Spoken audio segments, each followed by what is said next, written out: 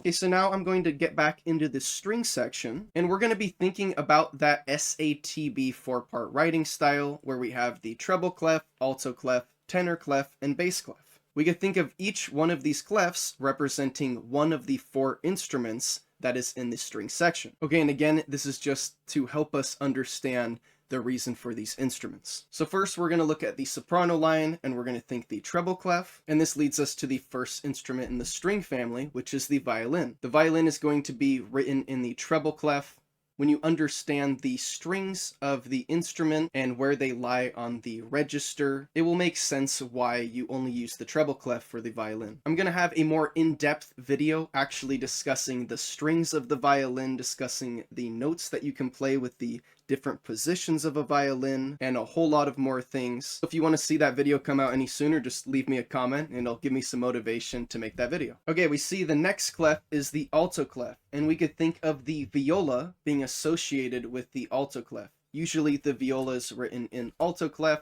Sometimes if it gets high enough, you could write it in the treble clef, which means it would be getting in that soprano range. So we have the soprano associated with the treble clef, and we have the violin, we have the alto clef, and we have the viola. Now we have the first two instruments in the string family. Okay, so that leads us to the tenor clef, and this is where we could think about the cello. Although the cello is usually written in a bass clef, it can also be written in a tenor clef no problem, and if it gets high enough, it can be written in a treble clef. But the main thing that I'm pointing out here is just the reason for the instrument. Okay, so this isn't to say that the cello is written in the tenor clef, but this is to say that the cello is going to be possibly that third part in the four-part writing. Of course, it's not that simple, and I'm going to clear that up a little later on in this video, briefly discuss the things that I think I need to discuss, and then I'll have a much more in-depth video after this. Okay, so we have the three different parts. We have the violin, the viola, and the cello. Remember, the cello is usually written in the bass clef, but I just want us to be thinking about these four different parts right now. It's going to be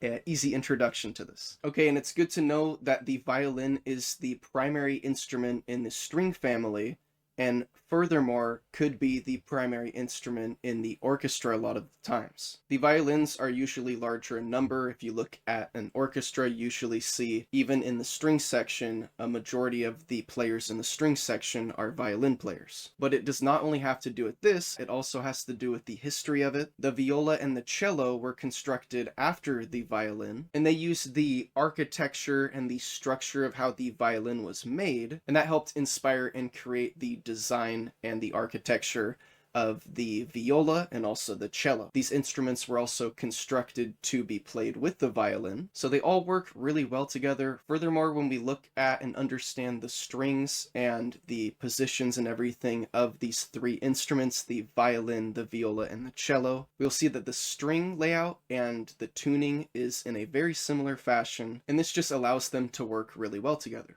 So that leads us to the fourth instrument. This is going to be the double bass. And as you can imagine, this is the double bass. So of course it's going to be written in the bass clef. And a lot of times, at least when the double bass was first used, it would just play a similar line as the cello, an octave lower than it. It's good to know that the double bass plays an octave lower than what is written. This is because the register of the instrument is so low that if you actually wrote the notes where they were, then you'd have to use a bunch of ledger lines to go below the bass staff to accurately represent the register of the notes you're playing. Because of this, you could think of the double bass as one of the most simple transposing instruments.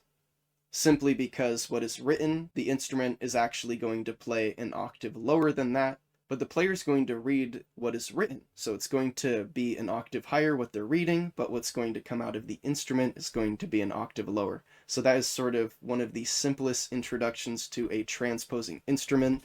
The player is reading a certain line, and what is coming out of the instrument is actually different than that. With an octave, it's very simple because they're the same two notes, and it's just an octave lower. Okay, now the reason why I still wanted to mention the four-part writing while mentioning these string instruments is because we can easily clear this up when we think about a string quartet. This is because a string quartet usually has violin 1 and violin 2. These both use the treble clef. Then you have the viola, which uses the alto clef for the most part. And then you have the cello, which is usually written in the bass clef. The clef we're not using is the tenor clef. This is a clef that is less common, especially in the string family. When you get into other instruments in other families, and we get into certain transposing instruments, the tenor clef will definitely be used there. So it's good to know how to read tenor clef. But here in the string family, we can see that we're usually using the bass clef, alto clef, and then 2 treble clefs when we're thinking about the main 4 instruments of the actual string family. This helps us understand the role of the double bass, because the double bass is usually used as an extra support in the bass. In fact, it is so low that it's not as easy to hear the notes. This is where the cello is important, because the cello can play really low, but it can also play pretty high up, and it can even get into the treble clef, where it can have nice lyrical passages. A lot of times, if you score read classical and romantic periods of music, and you hear a really nice line that you think might be an alto line, if you actually go and read the score, a lot of times that will actually be a cello line that is written up high. There's a very nice lyrical quality to the high string on instruments. And that's where, when we get into the other video that will actually be on the string family, getting into the strings and everything, we're going to further understand the musical quality of each of the different strings in a string family and be able to use that to our advantage. Okay, now I want to get into the next family, but before I move on, I just want to give you some valuable information about these 4 instruments. If you know your circle of fifths, this is going to be really easy. So first I'm going to start off with what could be called a piano staff.